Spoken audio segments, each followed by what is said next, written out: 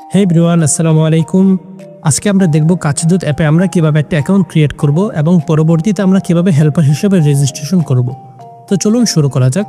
প্রথমে আমরা প্লে স্টোরে চলে যাব, দেন এখানে আমরা সার্চ করব কাজদূত লিখে, তারপর আমাদের সামনে আমাদের অ্যাপটা চলে আসবে। তো আমরা এটাকে ইনস্টল করে নেব, খুবই ছোট একটা অ্যাপ। তো আমাদের অ্যাপটা ইনস্টল হয়ে গিয়েছে। ইনস্টল হয়ে গেলে আমরা এটাকে ওপেন করে নেব। তারপর আমাদের এখানে কিছু পারমিশন চাবে, আমরা এগুলোকে অ্যালাউ করে দিব। যেহেতু আমরা অ্যাপটাতে নতুন, সেই ক্ষেত্রে আমাদেরকে প্রথমেই সাইন আপ করে নিতে হবে। তো আমরা নিচের সাইন আপ লেখা বাটনে ক্লিক করব। তারপর আমরা আমাদের ফুল নামটা দিয়ে দিব। তারপর আমরা আমাদের ফোন নাম্বারটা দিয়ে দিব। তারপর আমরা আমাদের ইমেল অ্যাড্রেসটা দিয়ে দিব। তারপর আমরা একটা পাসওয়ার্ড দিয়ে দিব। তারপর আমাদের একটা প্রোফাইল পিকচার সিলেক্ট করতে হবে। দেন আমরা ক্রিয়েট অ্যাকাউন্টে ক্লিক করব। আমাদের ইমেইলে একটা ভেরিফিকেশন লিঙ্ক চলে যাবে, আমাদের ইমেলটা ভেরিফাই করে নিতে হবে। তো আমরা আমাদের ইমেইলে চলে যাচ্ছি। মাঝে মাঝে আমাদের লিঙ্কটা প্রাইমারি ইনবক্সে আসে না, সেক্ষেত্রে এটা আমাদেরকে স্প্যাম বক্স থেকে খুঁজে নিতে হবে। তো আমরা স্প্যাম বক্সে চলে যাচ্ছি। আমরা দেখতে পাচ্ছি আমাদের ইমেলটা স্প্যাম বক্সে চলে আসছে। তো এখান থেকে আমরা এটাকে ভেরিফাই করে নেব। আমাদের ইমেলটা ভেরিফাই হয়ে গিয়েছে। এখন আমরা আমাদের অ্যাপে লগ ইন করে নেব। আমরা যদি আবার কাজদূতে চলে যাই, আমরা যে ইমেলটা দিয়ে সাইন আপ করেছিলাম সেই ইমেলটা এখানে দিয়ে দিব, এবং আমরা যে পাসওয়ার্ডটা দিয়েছিলাম সেই পাসওয়ার্ডটা আমরা এখানে দিয়ে দিব।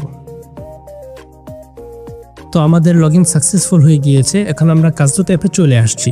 তো আমরা মূলত এইভাবেই কাজদূত অ্যাপে জেনারেল অ্যাকাউন্ট বা ক্লায়েন্ট অ্যাকাউন্ট ক্রিয়েট করব। এখন আমরা কিভাবে কাজদূত অ্যাপে হেল্পার হিসেবে রেজিস্ট্রেশন করব, আমরা সেটাই দেখব।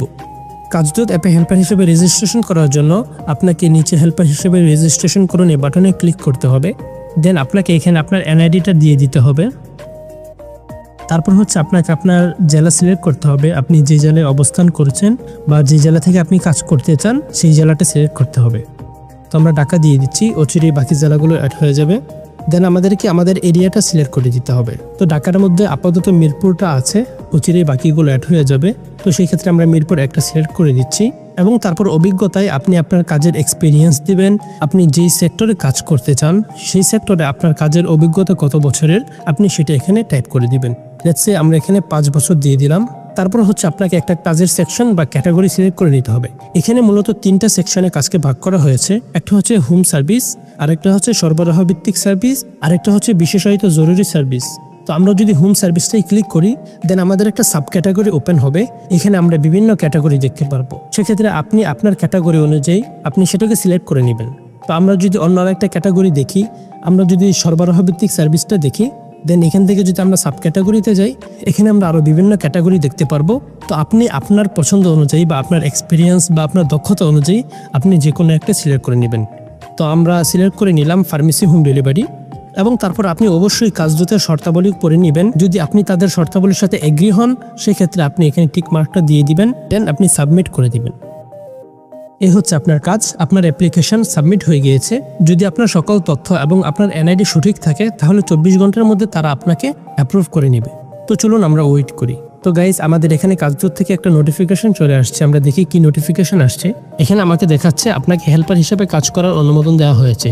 ওকে, তার মানে আমাদের অ্যাকাউন্টটা অ্যাপ্রুভ হয়ে গিয়েছে। এখন যদি আমরা কাজদূত অ্যাপে যাই, তাহলে আমরা অটোমেটিকলি এখন হেল্পার মোডে রিডাইরেক্ট হয়ে গিয়েছি, যেহেতু আমাদের অ্যাকাউন্টটা হেল্পার হিসেবে অ্যাপ্রুভ হয়েছে।